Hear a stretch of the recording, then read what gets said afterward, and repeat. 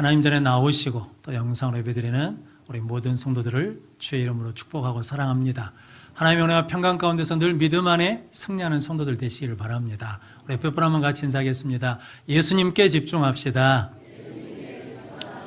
예수님의 기쁨과 자랑이 됩시다. 우리의 헌신이 예수님께 기쁨과 자랑이 될 줄로 믿습니다. 그런 복된 믿음의 삶을 사는 성도들 되시기를 바랍니다. 오늘은 마태복음 26장 17절로 30절 말씀, 예수님의 성찬이라는 말씀으로 함께 은혜를 나누겠습니다. 먼저 주여 말씀하옵소서 같이 하겠습니다. 주여 말씀하옵소서 주의 종이 듣겠나이다. 아멘. 하나님의 음성이 들리는 복된 시간이 되시기를 바랍니다.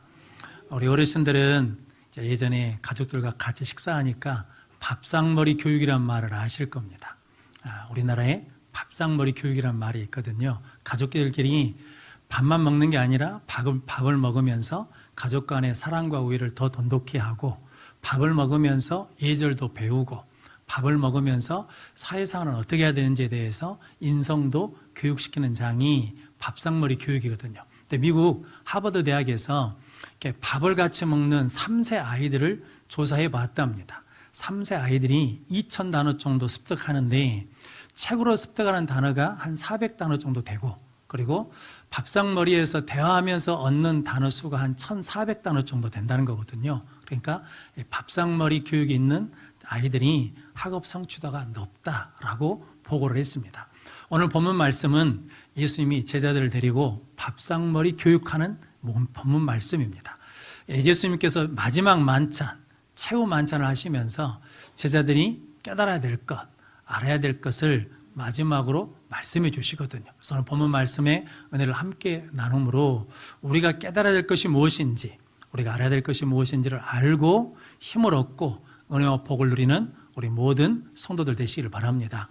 예수님의 성찬 첫 번째는 포기하지 않는 사랑입니다. 21절 말씀 같이 읽겠습니다. 그들이 먹을 때에 이르시되 내가 진실로 너희에게 이르노니 너희 중에 한 사람이 나를 팔리라 하시니. 아멘. 오늘 17절 말씀은 무교절의 첫날에 이렇게 말씀하십니다. 무교절이 6월절이거든요. 6월절을 왜 무교절이라고 부르냐면, 6월절은 이스라엘 백성들이 출애굽할 때 하나님께서 10가지 재앙을 통해서 바로 왕에게 내 백성을 내보내라 라고 하면서 마지막 재앙이 장자 재앙인데, 이스라엘 백성들은 어린 양을 잡아서 피를 각 집의 문설주에 발라놓으면 그 피를 보고 하나님의 사자, 죽음의 사자가 그 집을 넘어갔습니다. 그래서 6월절을 지키는데, 그때 급하게 나오다 보니까 발효되지 않는 무교병 빵과 썬 나물, 어린 양을 잡아서 가족들이 식사를 하면서 그렇게 6월절을 지키며 기념했습니다. 그런데 제자들이 6월절을 어디서 준비할까요? 라고 물었거든요. 그때 예수님께서 성한 아무에게 가가지고 예수님이 말씀하기를 내 때가 가까이 왔으니까 6월절을 내 집에서 지키게 하라 라고 하셨다는 거죠. 그 말씀에 성안의 아무개가 뭐 했다는 겁니까? 순종하고 헌신해서 예수님의 최후 만찬, 성찬이 이루어지게 되었습니다. 하나님의 역사는 항상 누구를 통해서 이루어지냐면 순종하고 헌신하는 사람을 통해서 이루어집니다. 그런 것처럼 지금도 우리가 하나님의 말씀에 순종하고 헌신하면 하나님의 역사는 우리 가운데 일어날 줄로 믿습니다. 하나님의 말씀에 순종하고 헌신함으로 하나님의 역사를 경험하고 체험해서 더 굳건한 믿음을 갖는 성도들 되시기를 바랍니다.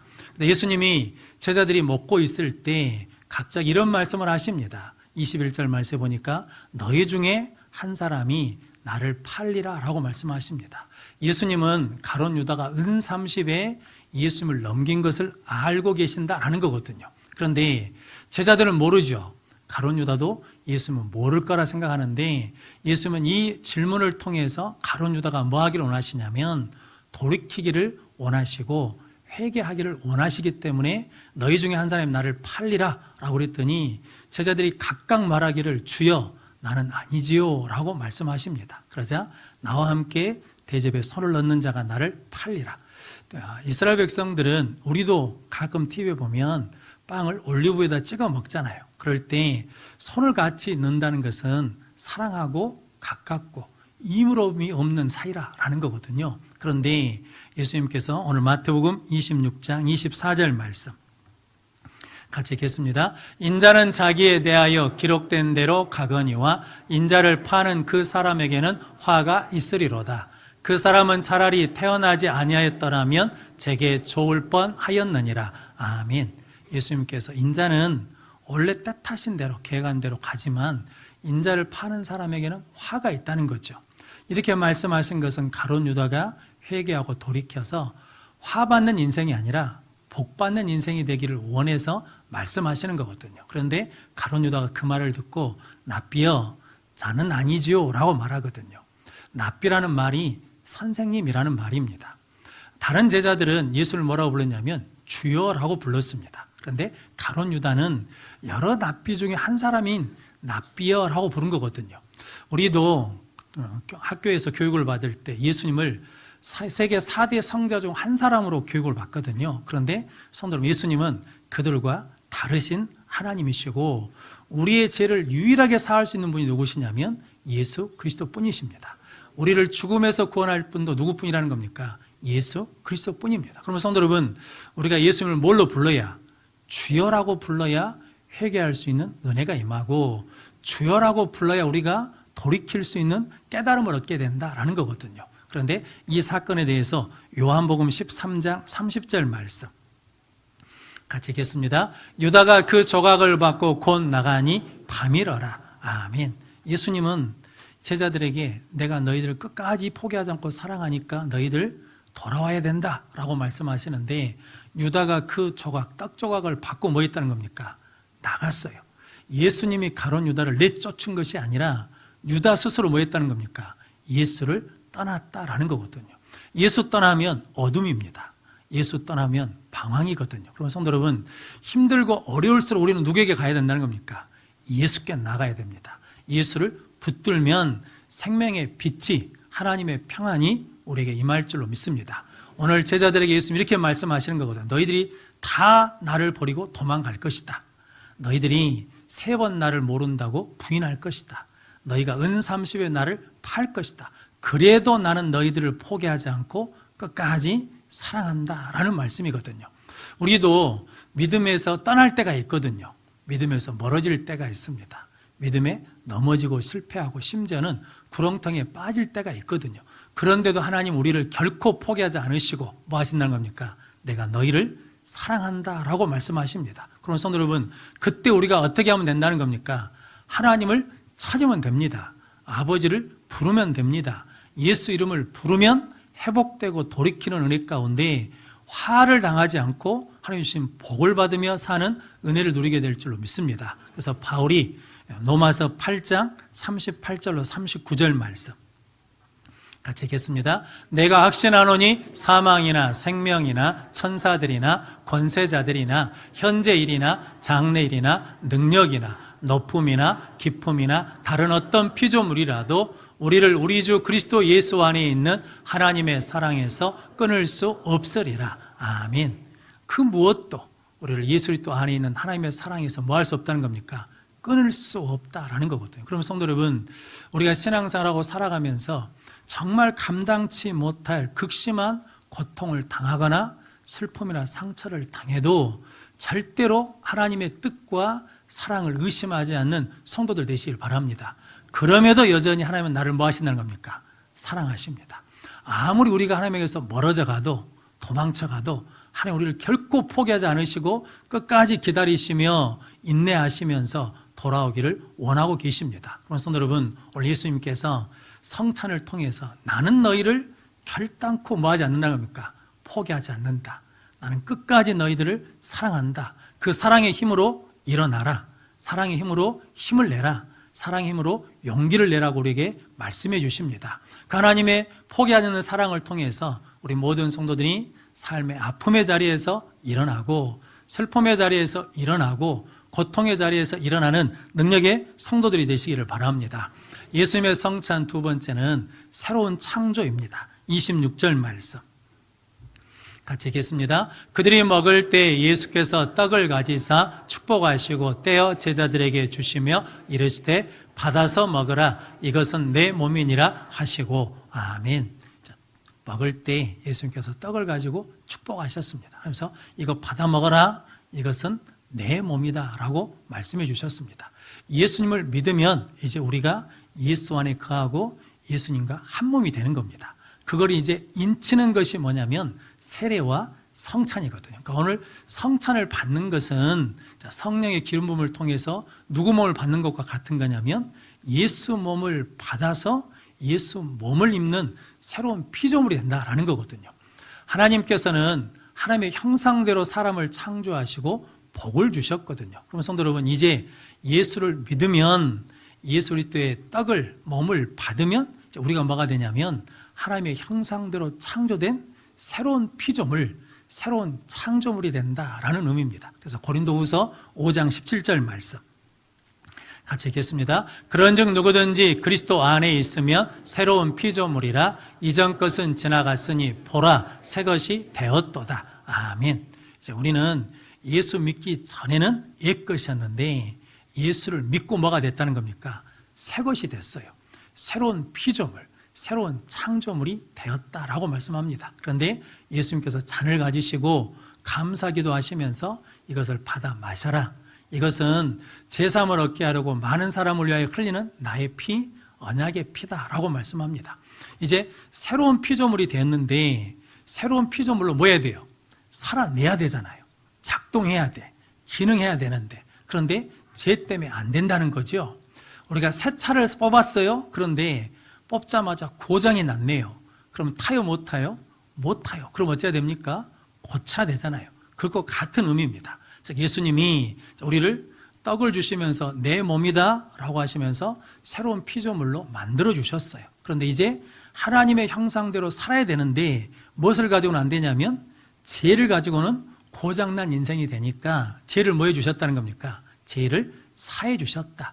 그 일을 이루신 하나님 앞에 감사함으로 이루셨다라고 말씀합니다. 그러면 성도 여러분, 이제 우리는 하나님의 형상대로 새롭게 창조된 새로운 피조물이 되었으니 하나님 보시기에 좋았다라는 그 삶을 살 수 있고 하나님의 나라와 의를 위해서 살 수 있는 은혜를 입게 된 줄로 믿습니다. 그래서 오늘 마태복음 26장 29절 말씀 같이 읽겠습니다. 그러나 너희에게 이르노니 내가 포도나무에서 난 것을 이제부터 내 아버지의 나라에서 새 것으로 너희와 함께 마시는 날까지 마시지 아니하리라 하시니라. 아멘.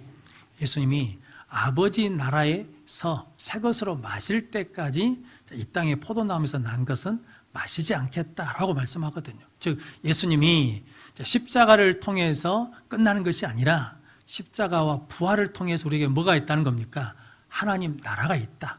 하나님의 나라에서 예수님과 함께 먹고 마실 수 있는 거룩한 성찬이 예비되어 있다. 그날을 소망하며 살아라 라고 말씀하십니다. 그럼 성도 여러분, 저 여러분들은 예수를 믿고 뭐가 됐습니까? 새로운 피조물이 되었습니다.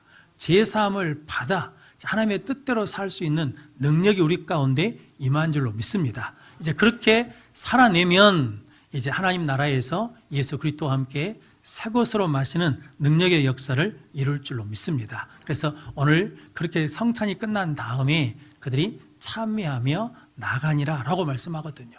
찬미했다는 것은 이루었다, 승리했다라는 의미거든요. 그럼 성도 여러분, 우리 성도들도 힘들고 어려울 때마다 찬송하면, 찬양하면 승리의 능력을 받아 거룩한 삶을 살게 될 줄로 믿습니다. 개인 택시 하시는 집사님이 계시거든요. 어느 날 손님을 태워가지고 가까운 데 목적지에 모셔다 드려서 이제 손님이 돈을 내는데 택시값이 3,000원입니다 라고 했답니다. 그런데 이 손님이 잘못 알아들었는지 3만 원을 주더래요. 횡재잖아요. 그런데 이 손님이 손님 3만 원 주셨습니다.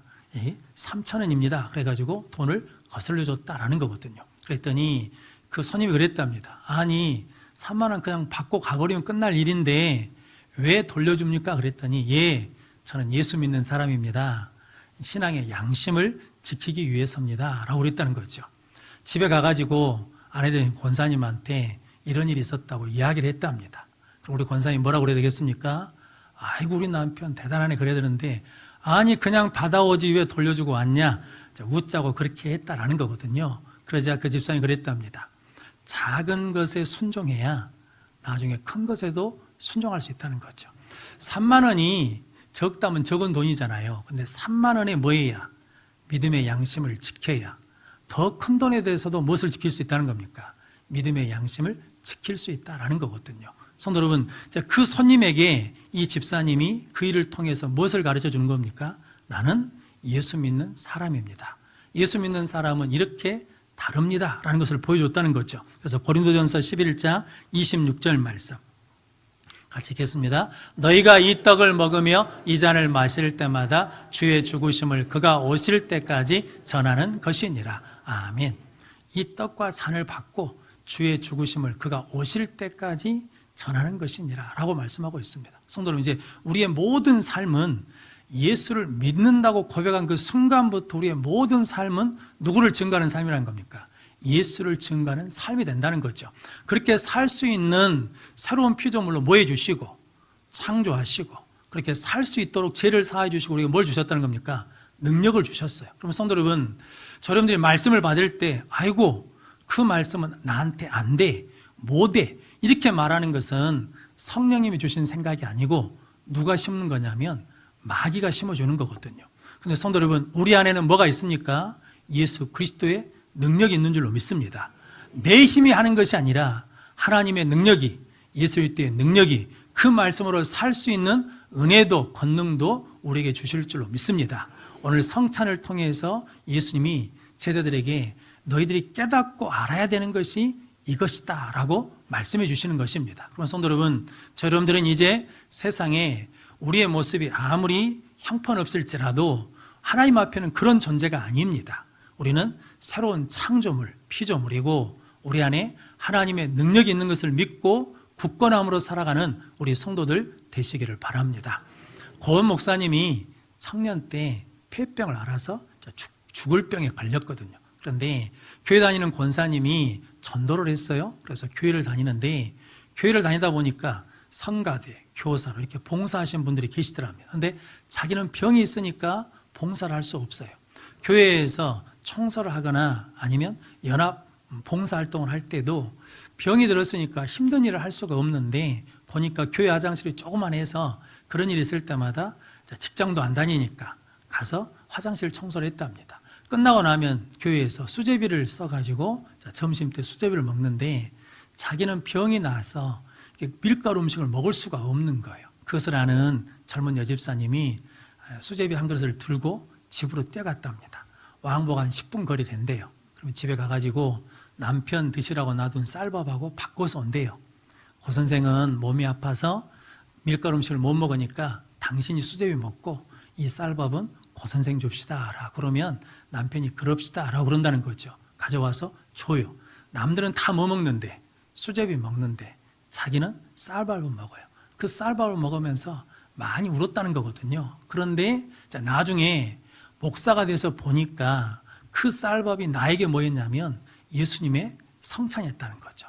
나에게 사랑을 주는 성찬이고 생명을 주는 성찬이고 소망을 주는 성찬이고 사명을 주는 성찬이었다는 거죠. 그래서 당신이 목사가 됐다라는 거거든요. 성도 여러분, 우리가 예수 그리스도를 믿고 우리 안에 예수 그리스도의 몸과 피가 살아있으면 우리의 삶도 이런 능력 있는 삶을 살게 될 줄로 믿습니다. 그런 복된 능력의 성도들 되시기를 바랍니다. 그럼 성도 여러분, 저 여러분들에게는 하나님이 주신 그 은혜를 가지고 바울이 고린도전서 10장 16절 말씀 같이 읽겠습니다. 우리가 축복하는 바 축복의 잔은 그리스도의 피에 참여함이 아니며 우리가 떼는 떡은 그리스도의 몸에 참여함이 아니냐. 아멘.